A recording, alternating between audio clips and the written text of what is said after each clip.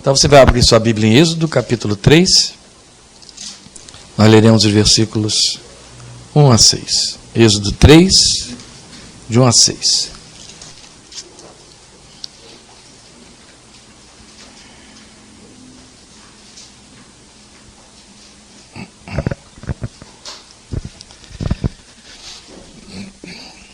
Vamos ler.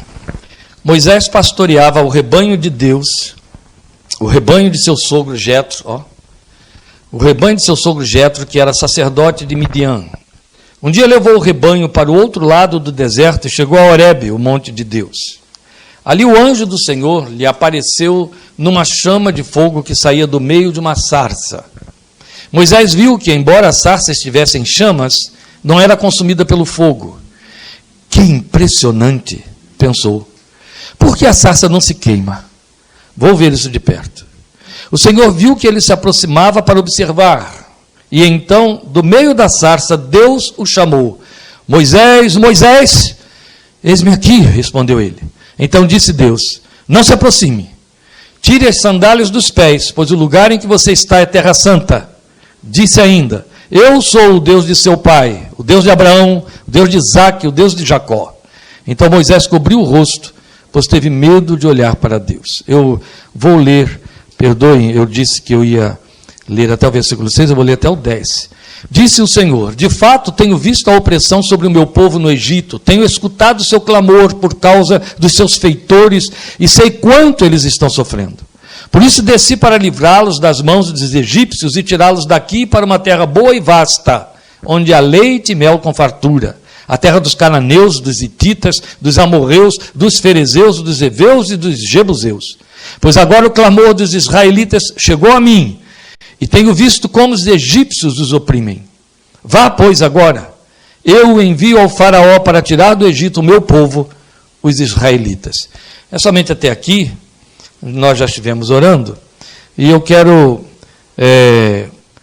dizer a vocês que nós vamos trabalhar com o tema que esse registro histórico nos apresenta, mas há alguns detalhes que eu quero já introduzir, antes mesmo de abordar o tema, para que vocês possam perceber, primeiro, a riqueza do texto, da revelação, e depois, para que nós tenhamos uma aplicação mais apropriada dela, né? Para que a gente possa absorver da melhor forma a mensagem que ela comunica para nós. Mas eu quero que vocês atentem ao fato de que este texto registra duas coisas que são inicialmente importantes demais.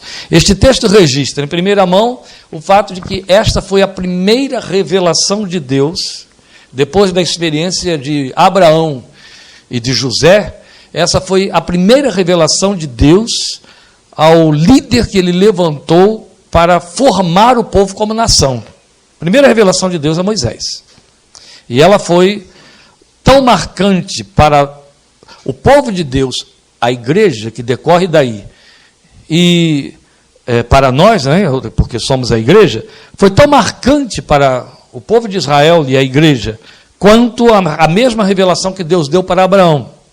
Os parâmetros da revelação de Deus, do chamado de Deus a Abraão, a ponto de Paulo dizer que Abraão é o pai dos que creem, pai dos crentes, não é? Dos que creem na fé para a justiça, e manda que a gente siga nas pegadas da fé que teve o nosso pai Abraão. O chamado de Deus a Abraão, ele foi marcante, porque a maneira como Deus comunicou a Abraão que queria que ele atendesse o seu chamado, continua sendo a mesma, é o processo de Deus. Não é uma metodologia que o povo tem de atender, não. É revelação de um processo de Deus, é a maneira dele ser. E aquilo que ele disse a Abraão, a forma como ele queria que Abraão atendesse ao chamado que ele fez, ele continua usando do mesmo processo com qualquer pessoa que ele chama em qualquer região do planeta. Em qualquer época, o processo é o mesmo. Ele chama o homem para sair de onde está, para se deslocar e depender exclusivamente dele, fazer rupturas. E depois seguir na direção que o Espírito dele mostrar. Todos. Quando se encobre isso de um novo convertido ou de alguém a quem se está evangelizando, nós estamos fazendo uma corrupção da verdade. E aí criamos discípulos capengas. E o resultado é a igreja evangélica como a conhecemos nos dias de hoje. Então, de igual maneira, quando Deus se revelou a Moisés, ele criou um sistema, uma forma de se comunicar na revelação que ele mantém, porque é dele, faz parte dele. Não é que ele criou, usei mal isso aqui. Ele se manifestou tal como ele é. Então, aquele processo com que ele fala para Moisés é o mesmo processo com que ele alcança e vai continuar alcançando todas as pessoas a quem ele se dá a conhecer. E este é o outro assunto que a gente precisa considerar aqui, porque nós temos um dogma totalmente desprovido de inteligência, foi dogma criado pelos pensadores evangélicos, que é o dogma da conversão. E no dogma da conversão, estabeleceu-se que há uma mensagem, um apelo, e pessoas são convidadas a dar uma resposta positiva àquele apelo. E aí, isso aí acaba formando uma equação cujo resultado final significa fulano se converteu. É um ledo engano, porque, na verdade, não é o fato de que você tem um processo que a teologia chama de graça objetiva, que você tem um processo em curso no ajuntamento evangélico que vai produzir conversão. A começar porque o Espírito Santo é quem converte. E depois, porque a conversão é uma resposta a uma revelação que Deus dá ao coração do homem. E ele nunca vai fazer diferente, porque seria se reduzir, indo contra toda a sua natureza e a sua revelação escrita, se reduzir ao imaginário e ao sensitivo do ser humano. Qual é o nosso imaginário? Ele é adâmico. Se ele é adâmico, ele está condenado. Ele é decaído, certo? Qual é o nosso sensitivo? Ele é adâmico. Se ele é adâmico, ele está condenado. Ele é decaído. Então, ele jamais vai alcançar Deus. Assim como tem gente que, e eu quando digo tem gente, eu estou me referindo a uma liderança generalizada dentro da fé protestante, que é só os protestantes que trabalham com esses conceitos. Na verdade, da linhagem cristã, do que entendemos como cristianismo, os católicos não cogitam disso. Quem cogita disso, graça salvadora, são os protestantes, desde 1516. Então, há o número que abrange quase que a totalidade de líderes, de ensinadores, de discipuladores, que cometem um erro imperdoável, acho que não haverá perdão para esse erro, por isso que eu estou chamando de imperdoável, de decidir. E como a fé que nos leva à conversão e decorrente da conversão se tornar-nos os adoradores que ficam salvos, olha como é que a gente está criando uma linguagem aqui tão diferenciada, não é? Mas vocês que ouviram a mensagem aí sobre onde os adoradores já entenderam. Deus não chamou ninguém para a salvação, chamou para ser adorador e, inevitavelmente, essa pessoa é salva. Certo? Foi o advérbio que nós usamos com ênfase na pregação do domingo passado. Inevitavelmente, a decorrência de você ser chamado por Deus é salvação. Mas ele te chama para ser adorador. Ele que é um adorador, salva. Ele te salva porque foi para isso que Jesus morreu. Jesus morreu para te tornar adorador. Para te tornar adorador, potencializou você a ser filho de Deus, porque só os filhos podem adorar a Deus como pai. Pronto, isso tudo já explica tudo. Aí criou-se um conceito que prevalece como verdade irretocável, de que você produz uma fé chamada fé salvadora, e aí a sua fé te salvou. A sua fé, a fé que você conseguiu produzir para crer em Cristo como Salvador, te salvou. Se você tiver a capacidade de produzir uma fé, você já nem precisa mais da cruz e do sangue. Não precisa. Está certo? Você não encontra crentes carecas de velhice da fé, dizendo, eu não consigo crer como você crê. O que ele está dizendo? Minha fé é pequena, minha fé... E Jesus admite que tem crente de fé pequena, não é assim? Se você tem crente que tem fé pequena e ainda quer crescer, como é que você tem um incrédulo que consegue produzir uma fé que o põe no céu? Isso é uma estupidez, uma aberração, sem precedente. Mas é isso que é ensinado. E as igrejas evangélicas são formadas em cima dessa blasfêmia, desse absurdo. Nós hoje estamos vivendo um tempo de tanto absurdo, de tanto engano, e tanto chute no escuro em termos de ensino evangélico, que você tem que voltar à leitura dos homens de 200 anos atrás, os homens de Deus, para você poder conhecer onde está sendo pregada a verdade. É lá, há 200 anos passados. A coisa está desse nível. Está sério o negócio. Não estou exagerando, não. Pois bem, com isso que nós estamos dizendo Deus jamais vai permitir que o homem o imagine no seu coração, senão ele vira o Deus da imago. Lembra que eu falei aqui? Aquele Deus que faz o que eu quero, é o Deus que eu formei para mim, queridinho, do meu jeitinho. Esse Deus eu gosto, que esse eu controlo. Eu inventei ele e ele cabe aqui direitinho no meu feitio. Mas, na verdade, não passou de Deus de mamãe e papai, é o Deus da imago. E não é o Deus da Bíblia, não é o Deus que se revelou, não é o Deus que veio de fora e te invadiu, e se enfiou goela dentro de você para dizer assim, ó, sou assim, tá? Ou me aceita ou esquece de mim. Eu sou desse jeito e não vou me amoldar. Jesus deixou muito claro, a Bíblia toda deixou claro, que Jesus é a pedra que os edificadores rejeitaram, a pedra da esquina. E Jesus disse assim, eu sou essa pedra. Quem se lançar sobre essa pedra se despedaçará. E quem sobre ela cair, ou melhor, e aquele sobre quem ela cair, será reduzido a nada. O que ele está dizendo? Essa pedra não vira esponja para adaptar você. Essa pedra não muda as arestas que ela tem para que você encaixe ali e fique confortável. Não existe isso. O que ele está dizendo é, ela é tal como ela é. E você se chega a ela. E Pedro diz exatamente isso. Como pedras vivas, cheguem-se à pedra de esquina. Cheguem-se para formar um edifício agradável a Deus. Ainda tem isso. Eu não sei qual é o lugar no edifício que Soraya ocupa. Provavelmente não é o mesmo que eu ocupo. Não é o mesmo que Josias ocupa. Porque cada pedra tem o seu lugar no edifício da adoração a Deus. E foi Deus quem elaborou isso. Então ainda temos uma outra coisa, né? Uma coisa que Lloyd Jones diz sempre, não há crente sem dom, há crente que não quer saber do dom que ele tem, porque todos, para serem crentes, têm um dom, e esse dom tem que funcionar a favor do corpo, ele só tem que fazer funcionar.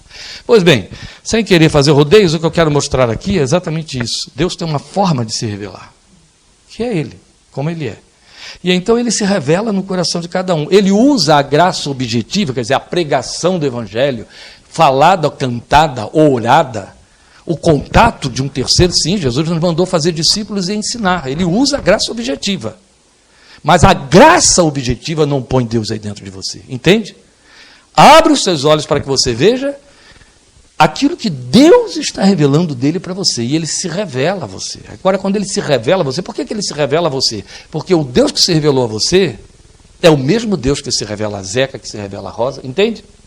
Ele não tem uma forma que se adapte a Denise, que se adapte a Laís. Não existe isso. Ele é aquela pedra que é irremovível, irretocável também. Então, esta forma dele se revelar a Moisés mostra para nós esse padrão de como Deus é quando se revela. É evidente que acabamos de ler aqui a narrativa de uma revelação fenomenal e extraordinária. E eu concordo com aqueles que pensarem que, diante de uma revelação dessa, não sobra um incrédulo. Você não acha?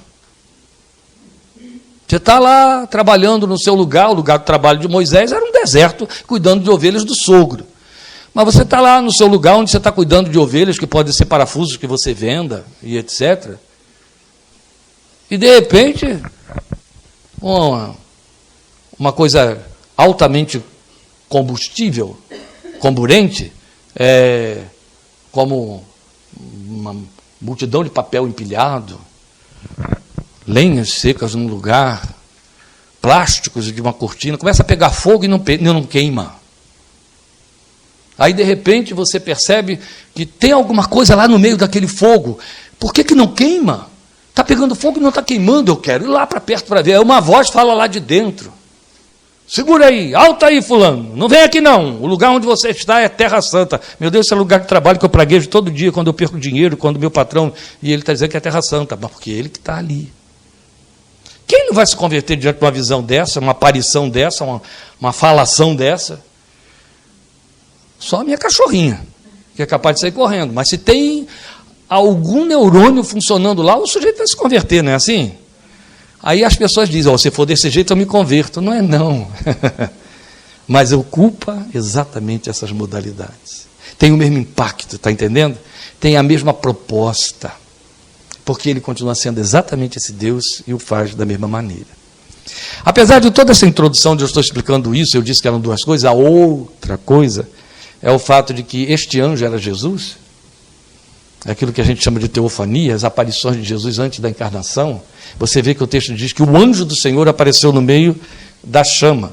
Toda vez que o Velho Testamento fala de uma materialização, uma visibilização de Deus, chamado anjo do Senhor, está falando de Jesus, a aparição dele antes da encarnação. Tanto é que imediatamente o texto diz assim, aí o anjo do Senhor apareceu no meio da chama, e o Senhor falou com Moisés do meio da chama, e disse Deus, pronto, não tem mais o que discutir aqui, tá certo? Esse anjo era Deus, só tinha uma forma de ser Deus estando na eternidade. Era sendo Deus.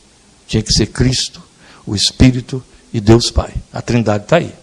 Pois bem, esta era a segunda coisa.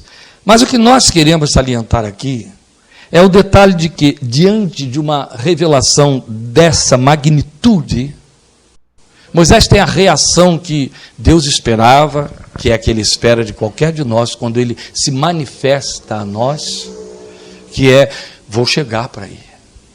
Não é? Eu admito, porque faz parte da realidade lamentável da história do ser humano, que há aqueles a quem Deus se revela que saem correndo, mas no caso de Moisés, e como Deus espera de todos nós, Moisés se aproximou, Moisés se sentiu atraído, mas aí ouviu Deus dizer, alto lá, descalce-se, você quer chegar, você vai chegar, mas do meu jeito, não do seu jeito. Este é o ponto que nós queremos considerar aqui. Esse chamamento, esta manifestação, esta revelação de Deus se repete.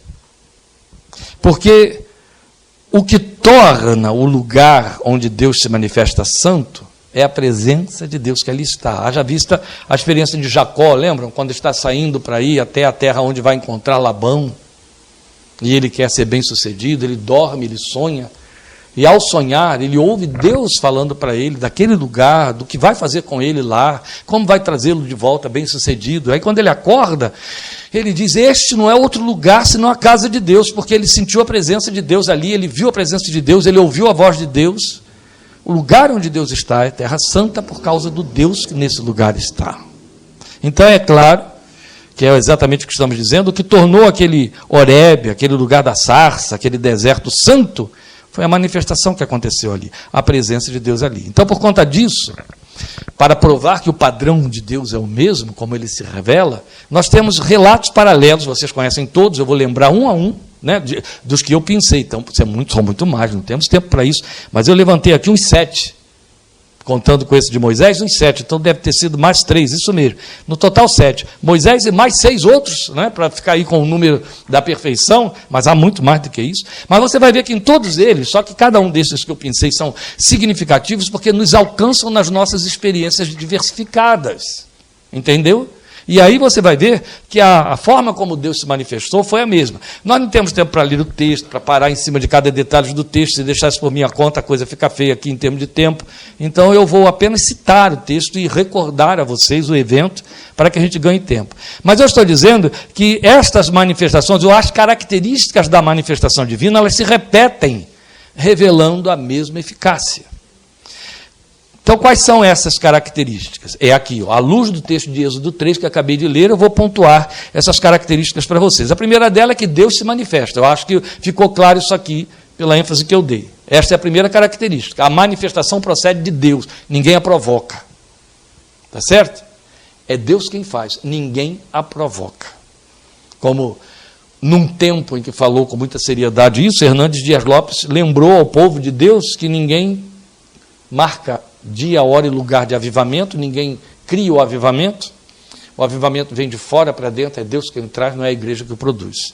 Então Deus é que se manifesta, ninguém provoca a manifestação de Deus, e ele se manifestou, foi o fogo na sarça, certo? Mas de dentro do fogo uma voz fala, então logo de imediato, a outra característica é que Deus se comunica. Ele se manifesta e fala. Se ele não falar, ele não se revela como Deus vivo. Ele não vai fazer diferença entre todas as divindades celebradas pelos homens. Qual é a diferença entre Deus e tudo mais que se pretenda como deuses? Deus é Deus vivo. O que prova que Deus está vivo? Ele fala. Lembram? Já pregamos sobre isso. Você pode citar aí, se você quiser, Deus faz tais coisas, Deus opera tal maravilha. As outras entidades também operam muitas coisas bonitas e maravilhosas, viu? Nunca se confunda. Mas Deus fala. Ele é o único que fala. E isso faz toda a diferença. E a terceira dela é que ele mostra o propósito porque se manifesta e porque fala. Ele faz inclusão. E o que eu chamo de fazer inclusão? Por que eu li o texto até o versículo 10? Porque é no versículo 10 que a inclusão aparece. Ele se manifesta, não é? Ele se comunica, Moisés, tira as sandálias dos teus pés, porque o lugar em que tu estás é terra santa, não é assim? Ele se comunica. E ele continua a comunicação, agora fazendo inclusão. Vai, eu te enviarei a Faraó, porque eu ouvi o lamento do meu povo e vim para libertá-lo, eu te enviarei e tu libertarás este povo para uma terra que mana leite e mel. Ele faz inclusão. O que quer dizer inclusão? Ouvi a aflição do meu povo, vai tu agora a Faraó, ou seja, eu vou fazer, eu vou realizar através de você. Eu te incluo no meu pensamento, eu te incluo na minha vontade, no meu propósito, no meu programa. Eu me revelei a você porque eu tenho um programa para a sua vida que é meu. Não é seu. Olha a outra tremenda distorção, que também é imperdoável, que está partindo das lideranças evangélicas, criando seduções para fazer proselitismo, quer dizer, fazer as pessoas mudarem de religião. Você vem para a fé e Deus vai abençoar o seu programa.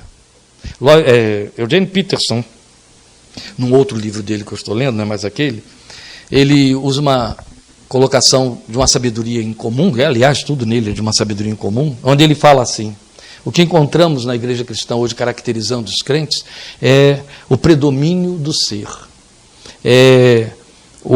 a determinação do ser humano, a onipotência do ser humano. Então, em lugar dele se submeter à trindade divina, ele se submete à trindade do ser, à trindade do predomínio do ser. Meu desejo, meu sonho, meu propósito. Então, Deus, eu vim aqui para ser crente, para que tu abençoes o meu desejo, para que tu abençoes o meu sonho, para que tu abençoes o meu propósito. E aí está sendo oferecido. Alarga. Você não encontra parâmetro para isso na revelação, em nenhum lugar, em nenhum personagem da Bíblia, umzinho que seja. Nenhum. Quando um deles confunde isso, Deus o dispensa. Sai, está fora. É muito interessante. O tempo todo que você encontra Deus dizendo: eu te chamei para que você vá, dê fruto, o fruto permaneça o meu fruto, aquilo que eu te chamei com um propósito. Eu te chamei para que você funcione para mim. É muito interessante, essa linguagem está no chamado dele para Abraão, quando ele diz assim: e tu serás uma bênção. Através de você eu abençoarei todos os moradores da terra, e tu serás uma bênção. O fato dele ser uma bênção consistia na bênção que ele desejava para ele. Porque ninguém pode abençoar se não for abençoado. Ninguém pode abençoar se não for uma bênção. E o fato de que ele é uma bênção é que se redunda em abençoar outros. Ou seja, não é que ele vai impondo mãos e abençoando. Ele é a bênção. Foi isso que Deus disse. Tu serás uma bênção. Onde você for, pessoas serão abençoadas. Você é a bênção. Você é a encarnação da minha bênção, do meu propósito. Vocês estão alcançando, estão compreendendo, acompanhando isso? Aqui está, quando Deus fala de inclusão, ele se manifesta, ele se comunica, a comunicação já é para levar a inclusão, fazer a inclusão, que ele está dizendo entra no meu programa, entra no meu propósito. Você vai fazer parte dele, eu te chamei para isso. Eu não te chamei para que eu entre no teu programa, isso não existe. Vamos deixar isso aí para os demiurgos, como queria Platão. Deixe isso aí para as outras entidades, para as outras áreas onde você pode fazer invocação ao transcendental, ao invisível, mas não para o Deus e Pai de nosso Senhor Jesus Cristo, santo e separado dos pecadores, que habita na luz inacessível, a Bíblia diz, mas que se manifesta e se comunica com o homem pecador, que a ele se rende, não para dizer a ele: eu estou muito interessado nesse programa de vida que você fez, achei muito bonito, vou te abençoar. Não. Ele simplesmente diria assim: abre mão porque não presta. Meu Deus, mas é o maior sonho que eu tenho para o meu filho. Não presta. É o seu sonho. O seu sonho é herança adâmica. Eu não aprovo nada que vem de Adão. O que vem de Adão é mundo. E o mundo é inimigo de Deus. É maligno porque é inimigo de Deus. É o que a Bíblia diz. A amizade do mundo é inimizade com Deus. Então não tem para onde correr. Agora, nós não ouvimos Paulo dizer em Romanos 12:1 que a vontade de Deus, que podemos experimentar, é boa, agradável e perfeita? Ora, se ela é boa, agradável e perfeita, eu não tenho nada a perder. Eu tenho a perder quando eu quero que a minha se cumpra. A minha tem compromisso com a fatalidade. Eu tenho que dar conta dela. Deixemos isso por conta daqueles que não vivem na fé. Não é? Então, o ponto que eu quero salientar aqui, que é quase redundante, mas ele é importante para ser colocado aqui como sendo o ponto principal dessa tríplice característica de manifestação divina, quer dizer, Deus se manifesta, Deus se comunica e Deus faz inclusão, é o fato de que, para que essas coisas entrem na realidade daquele que é chamado, ele diz: descalce-se. Descalce-se. O lugar é santo.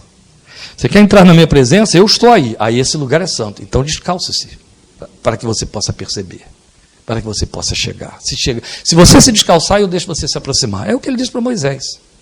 Mas vamos ver, eu falei dessas características que se repetem e elas acontecendo em situações paralelas, todas históricas. E vamos a elas. A primeira delas que a gente pode pontuar aqui, que aconteceu bem antes da experiência de Moisés, foi Jacó no Val de Jaboque. Lembram disso? Olha, Jacó estava lutando. Qual era o propósito de Deus? A promessa dada a Abraão: em ti serão benditas as famílias da terra, e eu farei a tua descendência ser como a areia da praia, que não se pode contar. Não foi isso? E ele não tinha um filho. É interessante, não é? Eu vou fazer você ter uma geração tão grande que será incontável. Eu ainda não tenho nenhum. E Deus está falando de uma multidão incontável. Bem, aí a geração começou. Veio Isaac, de Isaac veio Jacó. E aí estamos com Jacó, agora no Val de Jaboque. Jacó está vivendo a sua vidinha, chegou à idade madura, todo preocupado com o seu próprio programa. Isaac sabia o que Deus tinha falado para o pai dele. Certo? Abraão chegou ali pelos dias de Jacó e morreu. Mas agora, Jacó não sabia de nada disso. Jacó estava tão preocupado com seus próprios interesses que faz uma trapaça com Esaú, lembram? Para ganhar a bênção de Isaac. E ele entende que a bênção de Isaac é que ele vai ser herdeiro das riquezas do seu pai. Só isso que ele pensa. A bênção de Esaú, que seria através de Isaac, porque ele era o primogênito, a bênção de Esaú seria povoar a terra de filhos de Abraão. Isso ficou por conta de Jacó, porque Esaú abriu mão da sua bênção. Pois bem, o que foi acontecer exatamente com Jacó? Ele vai lá para aquela cidade preocupado, isso está registrado em Gênesis capítulo 32, preocupado em ter Deus abençoando a sua jornada, o seu programa. Ele chega a falar isso para Deus, ele negocia com Deus. Se o Senhor for comigo, se o Senhor me fizer prosperar, quando eu voltar, eu vou dar o dízimo, vou fazer, vou acontecer. Bem crente dos nossos dias, bem batista, bem congregacional, bem presbiteriano, bem metodista, bem nazareno, bem pentecostal, bem o que mais, tem outras coisas aí, mas pode ser tanto, vale para todos eles, bem desse jeito, entendeu? Se o Senhor fizer, eu dou, eu programo. O canalha está dizendo assim, eu só vou dar se o Senhor me der. Não é isso que você entende? Foi isso que Jacó fez com ele, mas Jacó era chamado de trapaceiro. É melhor voltar para cá. Então, o que acontece com Jacó? Deus de fato abençoa Jacó. Deus dá garantia da bênção a ele, a Jacó. E Jacó está pensando que Deus está abençoando ele para que ele se dê bem na herança de Isaac. Deus está de olho na promessa a Abraão. Deus está de olho no programa dele. Em ti serão benditas todas as famílias da terra. Só de cara, assim, de tacada, seu pai teve 2 filhos e ele tem 12. Certo? Os 12 formam uma tribo inteira. 13, na verdade, que nasceu de Ná. Vamos lembrar, né? Os 12 compõem uma tribo inteira, uma nação inteira. 12 tribos que prevaleceram até os dias de hoje. Está lá. Dizem que desapareceram as tribos de Manassés e Dan, e nós temos israelenses hoje que juram de pé junto, através de um programa de computador, genealogia, etc., que eles pertencem à tribo de Manassés, e o outro pertence à tribo de Dan, cada um se acha lá no seu lugar. Pois bem, Deus estava de olho na bênção dele. Mas o que Deus faz com Jacó? Quando chega o momento em que Jacó percebe que a bênção e o programa que ele fez para si não era o de Deus, ele entrou em pânico. O que ele faz? Ele adquire riqueza como ele sonhou. Passa a perna no sogro, lembra disso? Adquire riqueza que não acaba mais e chega para o sogro e diz, agora eu tenho tudo que eu quero, deixa eu voltar, mas tem uma pedra no meio do caminho, e olha que ainda não existia Carlos Drummond de Andrade, havia uma pedra no meio do caminho, essa pedra no meio do caminho se chamava quem? Esaú. O que Esaú disse? Se eu te achar, arranco sua cabeça. O que adianta adquirir tanta riqueza, tantos bens? Não adiantou mesmo nada, Porque quando ele volta, alguém diz para ele, teu irmão vem contra você com 300. Ele olha para trás assim, ele só vê ovelhas, camelos, jumentas, bois, e aquela rempa de mulheres com aqueles filhos todos pequenos, né? Uma porção de servo que só pegava na enxada. Ele disse, estou frito sem banha. E aí ele entende o quê? Não adiantou nada do que eu adquiri. Não adiantaram nada esses 21 anos de labor. Tudo bem, me enchi de filho de mulheres, mas perdi a vida. E aí entra em pânico. Vai negociar com Deus. O que ele está querendo negociar? Os bens dele? Não. Quando ele vai para o Jaboque, ele abriu mão de tudo. Ele já entendeu o quê? De que me serviu 21 anos de enriquecimento? Para nada. Vou morrer amanhã. Uma flor da idade. Vou morrer amanhã. Devia estar com 60 anos. Flor da idade. Vou morrer amanhã. Serve para nada. Eu vou tentar negociar com meu irmão. Sabe qual é a primeira coisa que ele faz? Ele separa uma grande parte da sua riqueza e manda os seus servos levarem, entregando tudo a Esaú para aplacar a ira de Esaú. Olha como é que ele já está abrindo mão e perdendo e perdendo. Aí a Bíblia diz para nós que ele vai para aquele canto separado de Jaboque, ele diz para as mulheres, para os filhos, para os servos, para todos os bens que tem, para tudo aquilo, ele diz, ninguém vem atrás. Eu vou sozinho para aquele lugar. Eu vou lutar pela minha vida, eu vou lutar com Deus, eu vou saber de Deus o que Ele quer para mim mesmo, como é que isso aí vai ficar.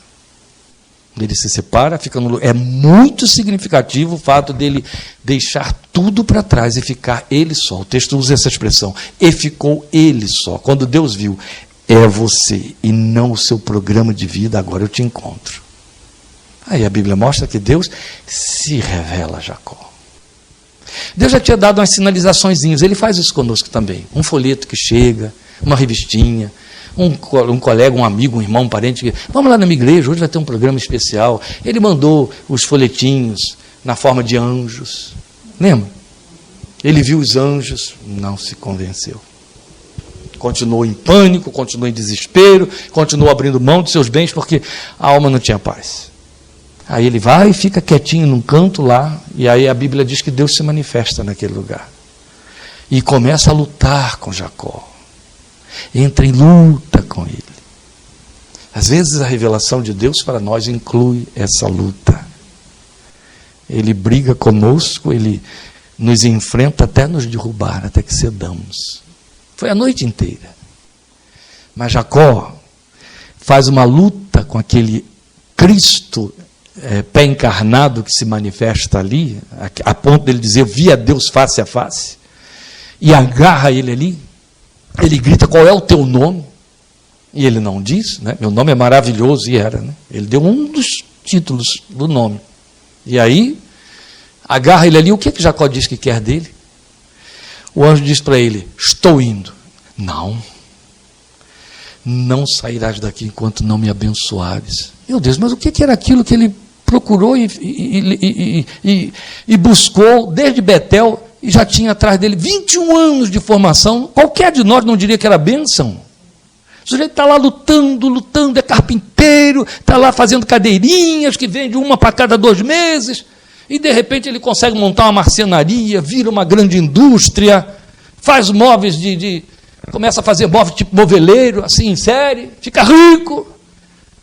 E aí ele vai dizer, sou crente, orei, olha o que Deus fez, eu dei o dízimo, Deus fez prosperar a obra da minha mão, Deus me abençoou. Isso estava acontecendo com Jacó. Ele olha para aquele moveleiro e diz assim, me abençoa Deus, ou seja, isso aqui não é bênção. Eu que pensava que era. Isso aqui não vale a tua presença. 21 anos de conquista, prosperidade, não te substitui. Não me dá o que eu preciso. Eu não te deixarei ir enquanto não me abençoares. Quer dizer, eu não fui abençoado até agora. Aquilo que eu pensei que era bênção, eu estava enganado. A bênção é que tu podes me dar agora. Não sei nem qual é ela, mas eu quero. Aí ele deu. Teu nome não será mais Jacó, e sim Israel.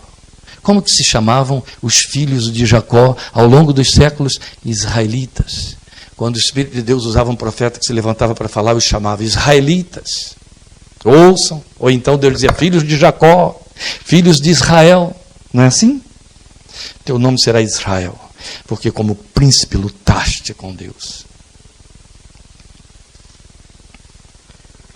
Isso fala do que Jacó conquistou como bênção e que Deus propôs a ele. A intimidade pela busca. Alcançou intimidade pela busca. Depois você vai ter Josué, já agora, depois de Moisés, em Jericó. Josué conquista Jericó, mas antes de conquistar Jericó, ele quer saber se Deus vai dar vitória de fato, porque a cidade estava fechada, cerrada. Eles não tinham como assaltar aquela cidade. Não estamos falando do tempo dos romanos, estamos falando de um tempo em que os homens tinham apenas espadas e flechas na mão, e os de lá de dentro também tinham. Não tinham carros, não tinham nada disso, catapulta, nada disso. Não tinham escadas, não tinham torres, nada daquilo que os romanos inventaram. Como invadir aquela cidade? Fechada daquele jeito, não tinha como. O que Josué faz? Vai para o joelho. Se ajoelha e na frente dele aparece de novo Cristo pré-encarnado. E quando ele olha aquele anjo com uma espada na mão, ele pega e diz: tu és a nosso favor ou a favor dos nossos inimigos? Quer dizer, de que lado tu vens? A resposta foi muito própria de Deus, né? Não. Não diz o quê? Nada. Tu és a nosso favor ou a favor dos inimigos? Não. Por onde que eu vou? Pela direita ou pela esquerda? Não.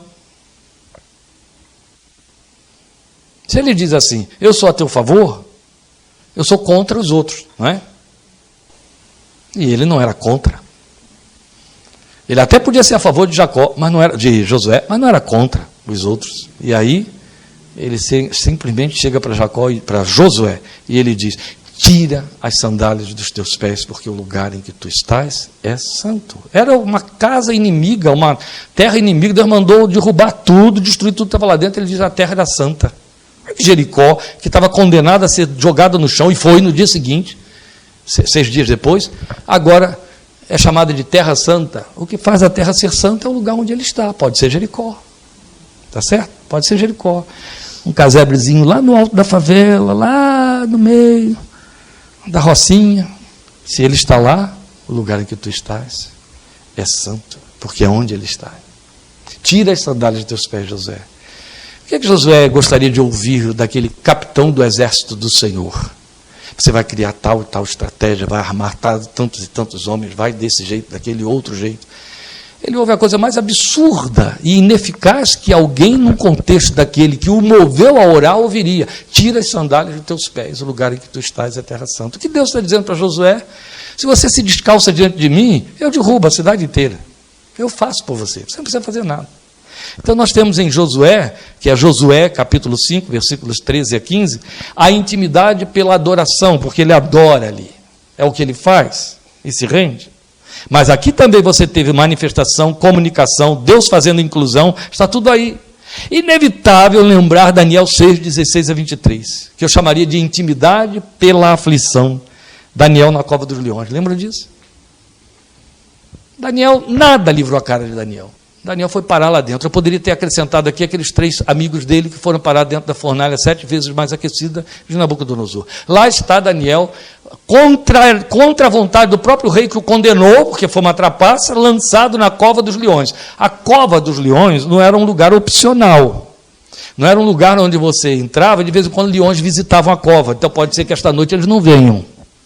Não, a cova era o lugar onde eles ficavam ali para se alimentar dos inimigos do rei. Era o único prato do dia que eles tinham. Tinha que ter um inimigo por semana, né? Para jogar lá dentro. Chegou a vez de Daniel. O texto não diz quantos leões são, mas você já sabe que tem mais de um. Cova dos leões. Né? E aí ele foi jogado lá dentro. Já não deve ter sido muito bom, porque teve que ser jogado mesmo, que ninguém vai descer as escadas da cova dos leões, né? Então já não foi muito bom, porque os leões estão lá no espaço muito grande, então eu imagino, para mim já seria muito ruim chegar na boca da cova e olhar que eu tenho que pular lá embaixo, porque eu tenho medo de altura. Já funcionava, já não precisava nem de leão por aí. E ele é jogado lá dentro da cova. Ele bate lá e uma tampa corre por cima. O que aconteceu com a luz? Certo? Não tinha lâmpadazinha, que leão não precisa, eles enxergam melhor no escuro. E aí, lá dentro só tem fedor de carniça, bafo de onça, né? E rugido de leões que estão dizendo: a refeição chegou. E aí o rei passa a noite insone, porque o meu grande herói foi trucidado contra a minha vontade. Mas a Bíblia diz que aquele rei estava orando ao Deus de Daniel, a favor de Daniel. Eu decretei a lei, eu não posso voltar atrás. Eu tenho de cumprir a minha função. Só que eu sei que isso foi uma covardia, uma injustiça a toda prova. Quem sabe esse homem nem parou para pedir perdão, ele apenas disse: livra essa vítima inocente. Não me deixe carregar esse sangue sobre as minhas mãos. Aí de manhã cedinho, um dia amanheceu, ele corre para a boca da cova. Por que ele foi muito cedo? Para que ninguém visse o ridículo que ele ia fazer, não é? Ir falar com leões. Ele chega lá e diz: Daniel, servo do Deus Altíssimo, seria caso do teu Deus ter te livrado daí, Daniel? Eu fico pensando, o que passou pela cabeça desse louco? Porque se queria um livramento da cova, não era na cova que ele tinha que procurar Daniel. Está certo? Mas foi onde ele foi procurar. Que livramento ele está pensando que Daniel poderia ter? Daniel matou os leões? Vocês conseguem raciocinar comigo? O que deu na cabeça desse homem? Deu na cabeça desse homem que o Espírito Santo foi soprando muita coisa lá nos ouvidos dele. Algo do tipo: vai lá que eu vou te mostrar. E ele foi. E de repente ele escuta uma voz humana, não um rugido de leão, gritar lá de baixo: ó rei, vive para sempre, meu Deus enviou quem? Seu anjo. Jesus estava aqui, passou a noite comigo e trancou a boca dos leões. Os bichinhos passaram uma noite de fome, vendo a comida ali fresquinha na frente deles e a boca trancada. Quer dizer que nem rugido teve, né? Que a boca estava trancada. Passou a noite com Daniel na cova. Intimidade pela aflição. Deus evitou a sentença injusta? Não. Deus evitou que a sentença se cumprisse? Não. Deus evitou que esse homem fosse lançado como réu dentro de uma cova nefasta? Não. Mas Deus evitou que o resultado, que o efeito acontecesse. Ele entrou lá. Como ele evitou? Ele entrou lá. Ele não podia ter feito isso tudo lá de fora? Nosso raciocínio evangélico neopentecostal diria isso. Não é assim?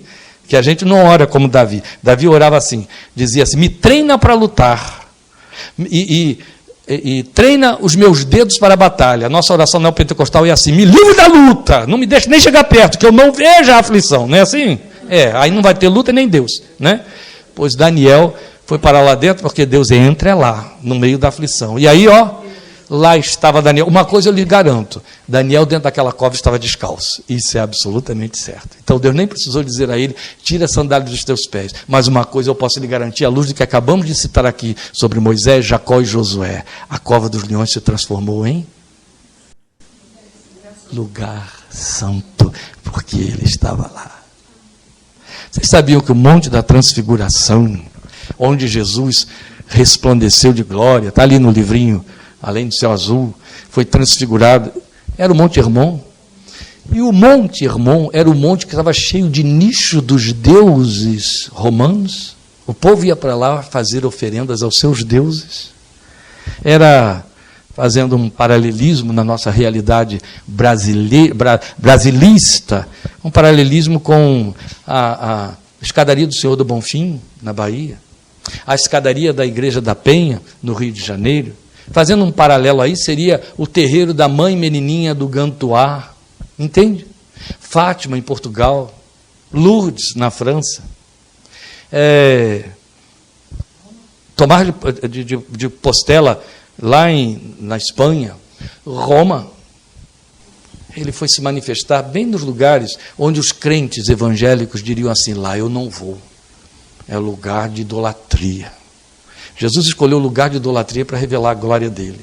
Isso é muito significativo. Se ele não escolhesse os lugares podres, os lugares onde Satanás impera, os lugares onde o mal domina, nós não estaríamos convertidos.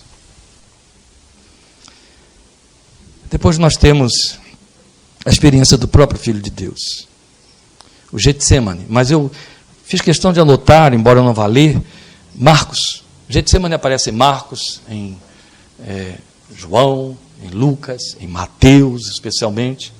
Mas Marcos é o lugar onde Getsemane coloca na boca de Jesus, a narrativa do Getsemane, a expressão significativamente tocante em que ele invoca o Pai chamando de Abba. Lembram? Dentro da língua que ele estava falando, o aramaico, ele o invoca por Abba, e Marcos mantém o Abba de que Paulo se serve em Romanos e em Gálatas, não abre mão, porque o Getsemane nos fala da intimidade pela rendição pessoal. Eu estive lendo ontem uma descrição que Spurgeon faz de Jesus no Getsemane, e você se sente o piolho que dá na pulga que pega o cachorro leproso da rua, aquele cachorro sem dono. Quando você lê uma descrição que um homem de Deus faz do significado, da experiência de Jesus derramando gotas de sangue pelo seu suor no Getsemane, o significado daquela tremenda aflição.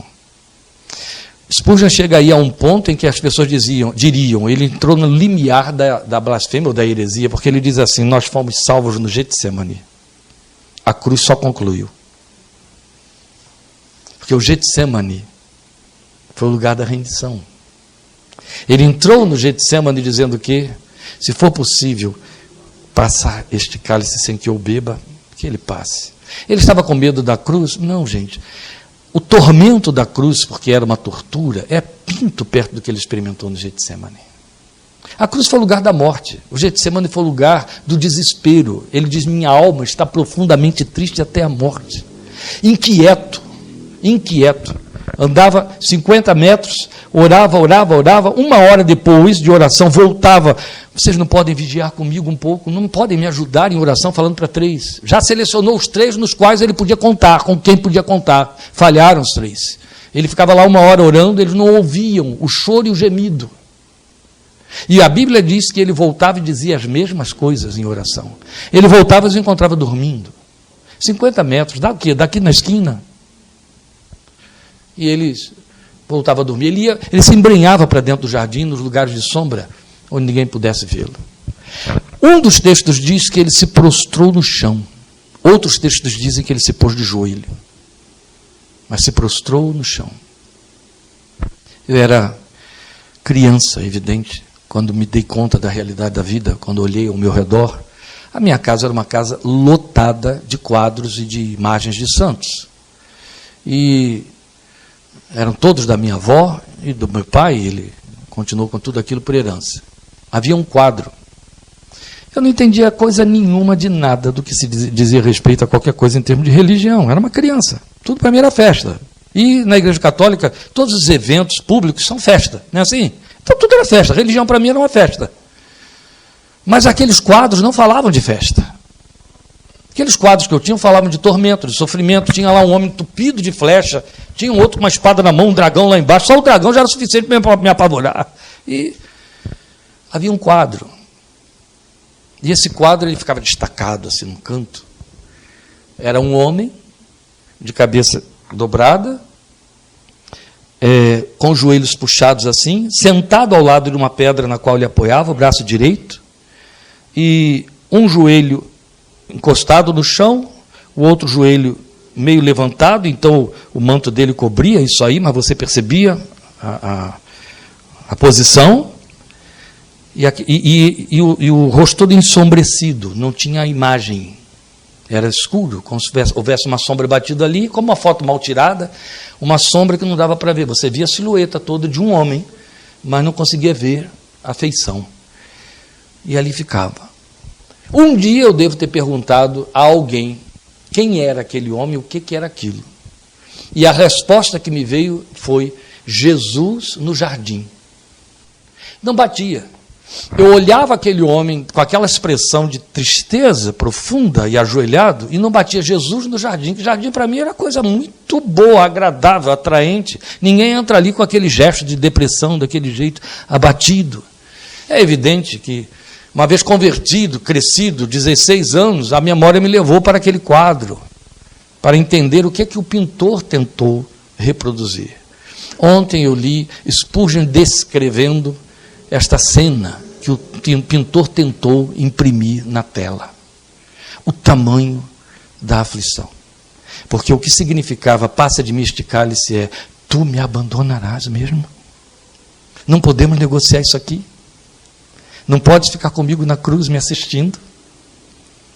Esta é a missão de todos os anjos para os que vão morrer, os que estão sofrendo, os que estão sendo condenados, os que vão para cadafalso, os que estão debaixo de uma arma apontada na cabeça, os que estão padecendo dentro do hospital. Lá estão eles para amparar, para segurar, para estar junto, para nesse momento do terror da humanidade, do terror biológico, que é o aniquilamento do corpo, dar um suporte, especialmente o crente, que ele já pega dali e já vai levando para a presença do Senhor. Mas eu não vou ter isso. Eu e o Pai somos um, agora estamos divididos. Porque a Bíblia diz, ele foi feito pecado por nós. Não consideramos mais pecados uma série de coisas que fazemos na vida, né? E que fazem na vida. Não consideramos. Não consideramos os pecados políticos, não consideramos os pecados dos parentes, não consideramos os pecados dos vizinhos, não consideramos os pecados dos bandidos, nós consideramos crimes. Decisões erradas, não é assim? Aleijamentos e outras coisas mais, estupidez, damos vários nomes, é pecado. Mas chamamos de pecado coisas muito feias, muito grosseiras. Por exemplo, o estupro de uma criança, a gente considera como pecado, é muito grosseiro, muito feio. Mas a história da humanidade está pontilhada de coisas das quais o diabo se envergonha. Pontilhada. Há coisas que são absolutamente imperdoáveis. Aqui em Rio Claro, nós convivemos uns anos atrás com aqueles sequestros de crianças que eram devolvidas sem rim para seus pais. Quando eram devolvidas? Quando não iam os pais, foram anos depois encontrar os seus esqueletos daqueles filhos, crianças, ali no horto. Não é verdade? Vimos coisas imperdoáveis.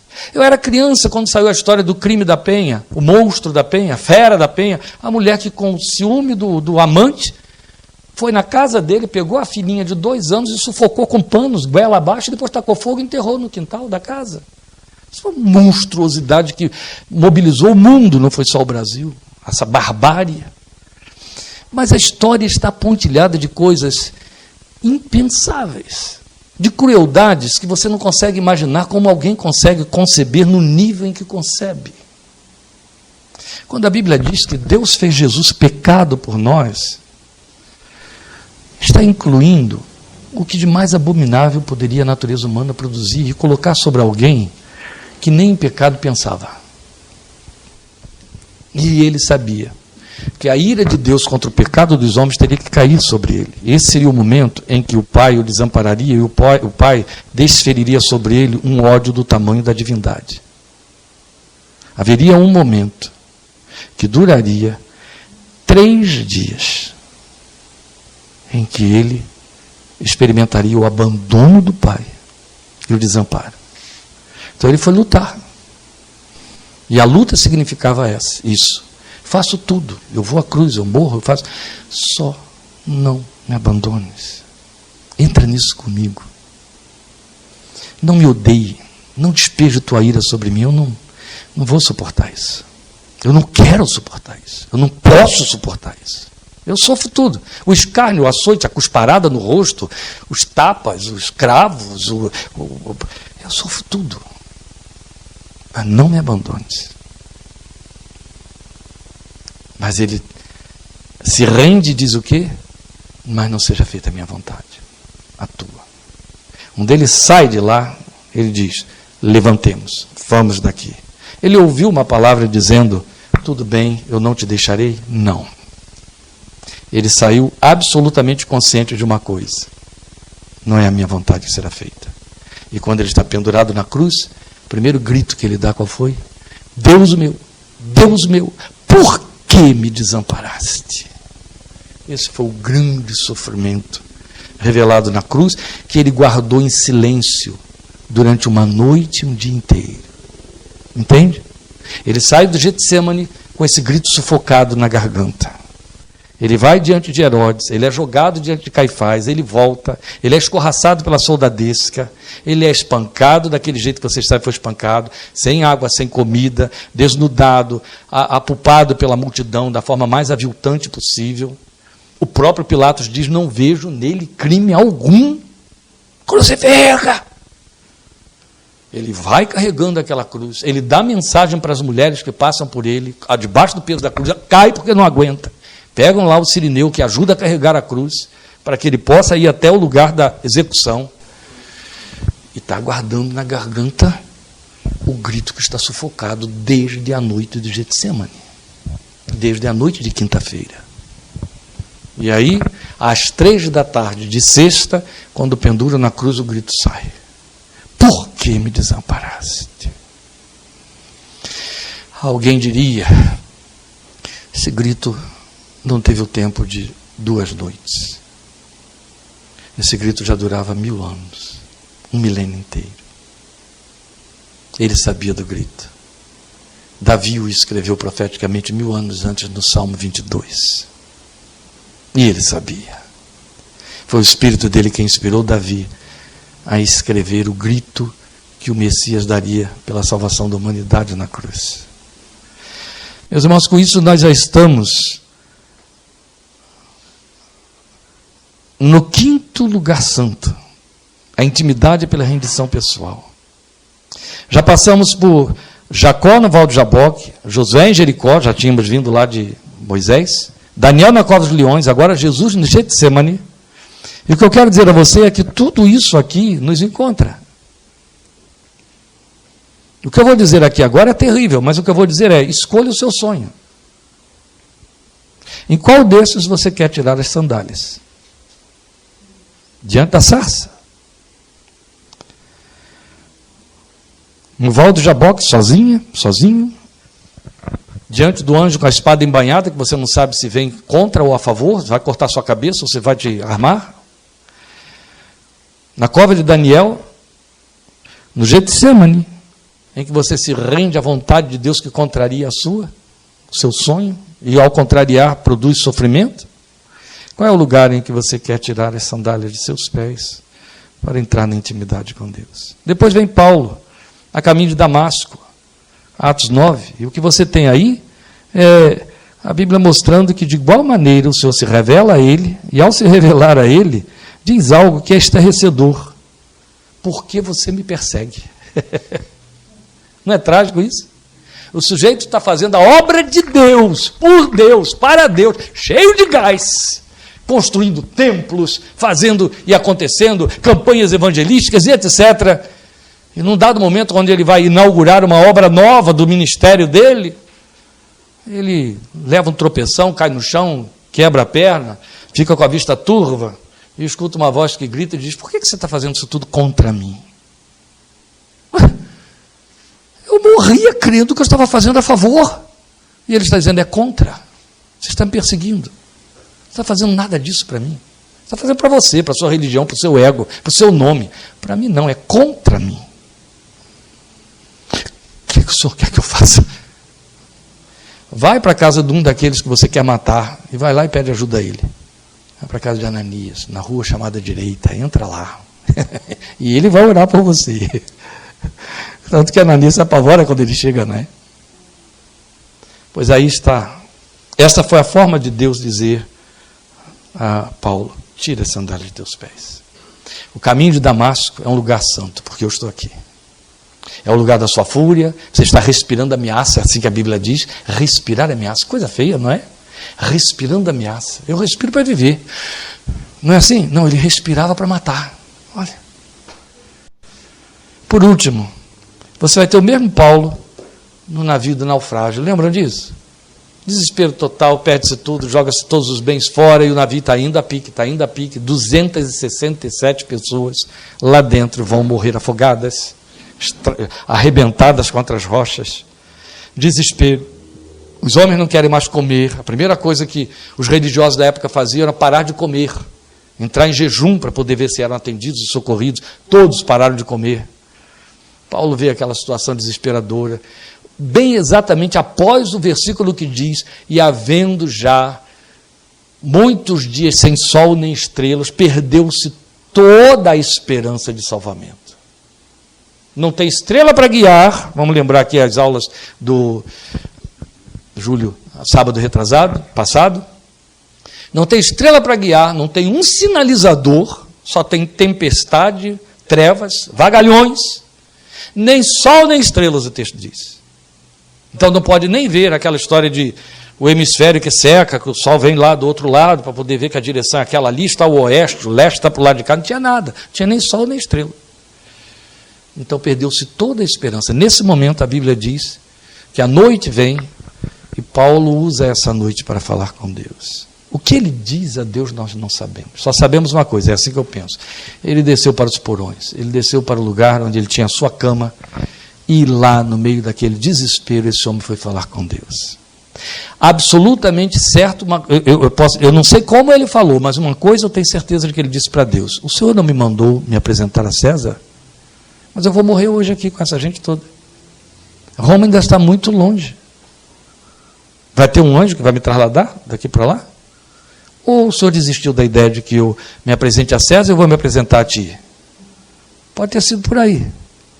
Porque agora o anjo do Senhor se manifesta diante dele e diz para ele: sossega, Paulo, tu te apresentarás a César e eu darei contigo por minha graça, é assim que o texto diz, por causa da minha graça, eu vou dar a você todos os 266 com você estão. Ninguém vai morrer. Aí ele se levanta e diz: ô gente, podem comer, vamos adquirir força, energia, comam aí o que sobrou, porque ninguém vai morrer. O anjo de Deus, de quem eu sou e a quem eu sirvo, esteve comigo esta noite e disse que ninguém vai perecer, porque importa que eu me apresente a César e Deus comigo vai me dar todos vocês de troco, assim, ó, de gorjeta, todos vocês estarão lá comigo, ninguém vai perecer. Aqui nós temos como ponto final o lugar santo, o descalçar as sandálias, na busca mais significativa que mais desejamos. É quando nós queremos que, ao sair dali, abençoemos e todas as coisas se resolvam, não é assim?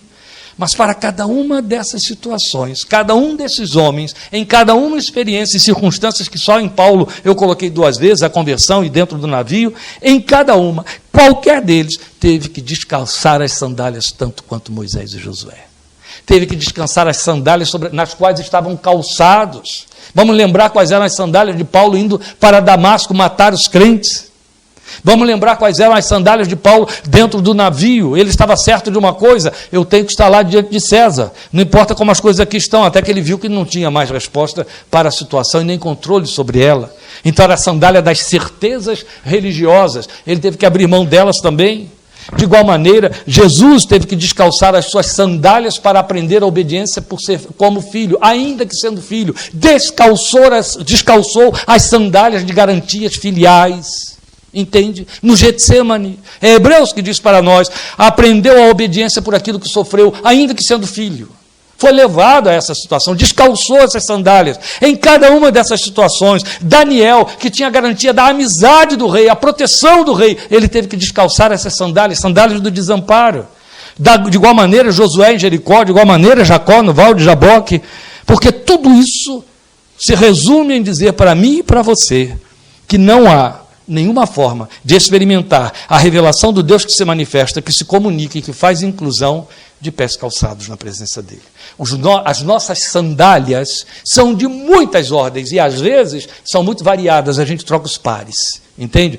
Para estar sempre calçado diante de Deus. Em especial, as sandálias das nossas certezas, da nossa vontade, das nossas decisões, porque tirar as sandálias significa única e exclusivamente desproveja-se, desproteja-se, abra mão, se renda, se descalce, fique descalço, sem nada. Se hoje, dentro da nossa realidade do cotidiano, ninguém aqui anda descalço pelas ruas, você imagine num tempo onde a cultura estabelecia que o escravo, o vil, o último elemento da sociedade não podia calçar.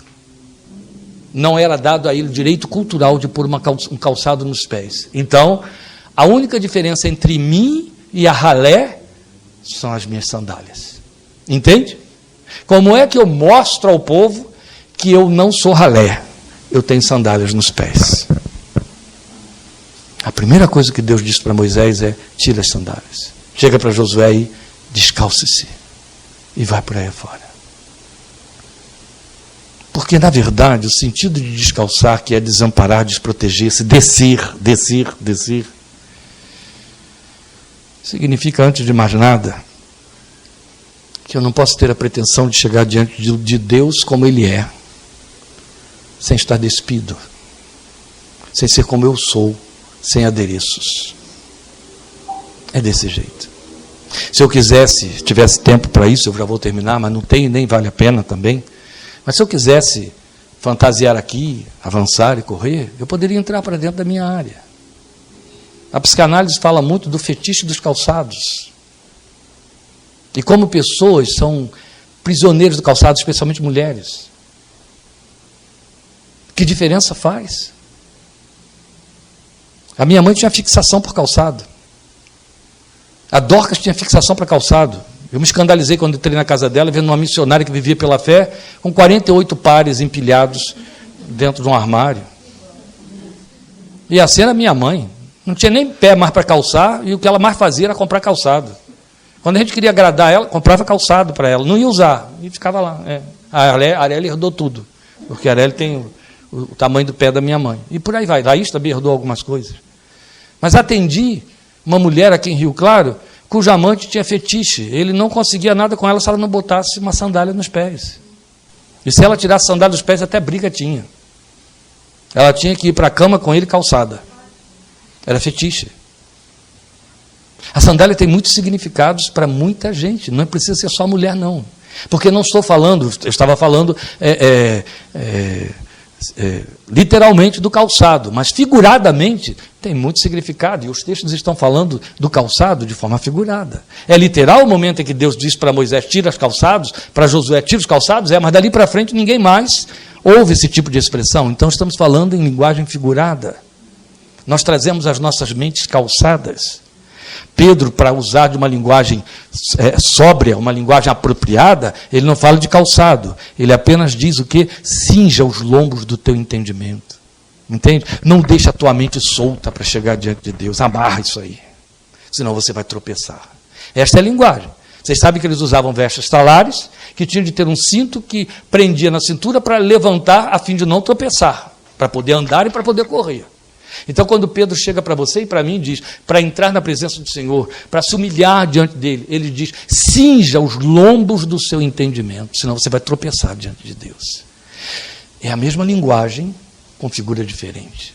Tira as sandálias, desce do seu entendimento, desce das suas respostas pessoais, prontas, antecipadas, desce das suas garantias, desce das suas vontades, como disse lá o Eugene Peterson, desce da soberania do ser, não é? O meu desejo, o meu sonho, a minha sensação, desce daí, porque só desnudo diante de Deus é que você pode vê-lo, pode ouvi-lo e servir para Ele. Então, muitas vezes e de muitas maneiras, nós somos levados aos lugares santos, para entrarmos na presença do Senhor. E aí eles não nos parecem santos. Como que poderia uma cova de leões parecer santo a Daniel? Como que o Val de Jaboque pareceria santo a Jacó? Como? Como que o porão de um navio que está se arrebentando todo contra rochas pareceria santo a Paulo?